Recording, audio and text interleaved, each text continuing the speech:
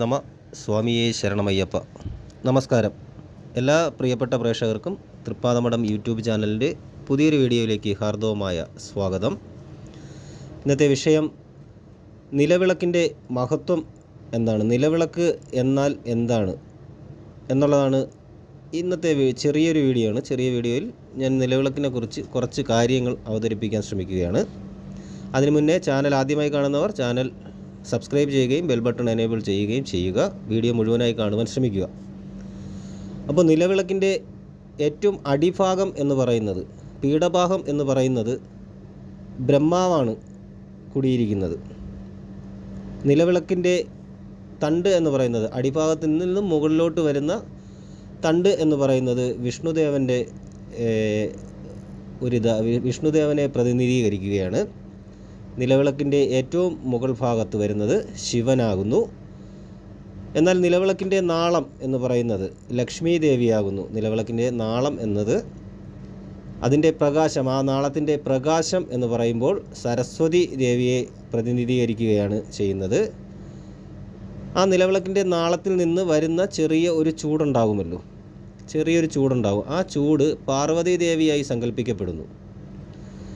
ഇനി നിലവിളക്കിൽ നെയ്യോ എള്ളെണ്ണയോ ഉപയോഗിക്കുമ്പോൾ അതൊരു ഇന്ധനമായിട്ട് ഉപയോഗിക്കുകയാണ്. ആ ഇന്ധനത്തെ വിഷ്ണുവായിട്ട് സങ്കല്പിക്കുകയാണ്.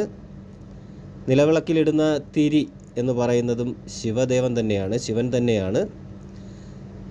ഇതാണ് നിലവിളക്കിൻ്റെ ഒരു ഏകദേശ വർണ്ണന എന്ന് പറയുന്നത്. കിഴക്ക് ദിക്ക് നോക്കി നിലവിളക്ക് കത്തിച്ചാൽ ഉണ്ടാകുന്നൊരു ഗുണം എന്ന് പറയുന്നത് ദുഃഖങ്ങൾ ഇല്ലാതാകുന്നു എന്നുള്ളതാണ് വിശ്വാസം.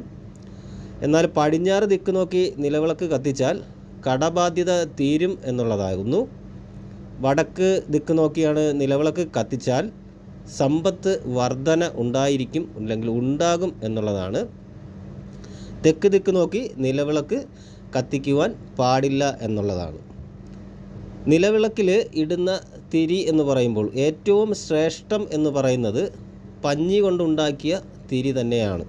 അതാണ് ഏറ്റവും നിലവിളക്കിൽ ഉപയോഗിക്കാൻ ഏറ്റവും ഉത്തമമായ തിരി എന്ന് പറയുന്നത്. ചുവപ്പ് തിരിയിട്ട് നിലവിളക്ക് കത്തിക്കുന്നത് കൊണ്ട് വിവാഹ തടസ്സങ്ങൾ നീങ്ങിക്കിട്ടും. മഞ്ഞ തിരിയിട്ട് നിലവിളക്ക് കത്തിച്ചാൽ മാനസികമായിട്ടുള്ള ദുഃഖ നിവാരണങ്ങൾ ഉണ്ടാകും. മാനസിക പ്രശ്നങ്ങൾക്കൊക്കെയും ദുഃഖത്തിനൊക്കെയുള്ള നിവാരണങ്ങൾ ഉണ്ടാകും എന്നുള്ളതാണ് പറയുന്നത്. ഈ രീതിയിലാണ് വിളക്ക് കത്തിക്കേണ്ടതും നിലവിളക്കിൻ്റെ കാര്യങ്ങളും എന്ന് പറയുന്നത്. അപ്പോൾ ഈ വീഡിയോ ഉപയോഗപ്രദമാണെന്ന് തോന്നിയാൽ മറ്റുള്ളവർക്ക് ഷെയർ ചെയ്ത് കൊടുക്കുക, വീഡിയോ ലൈക്ക് ചെയ്യുക. വിലയേറിയ അഭിപ്രായങ്ങൾ, നിർദ്ദേശങ്ങൾ കമൻറ്റായി രേഖപ്പെടുത്തുക. എല്ലാവർക്കും, നല്ലവരായ എല്ലാ പ്രേക്ഷകർക്കും ശുഭദിനം നേരുന്നു. നന്ദി, നമസ്കാരം.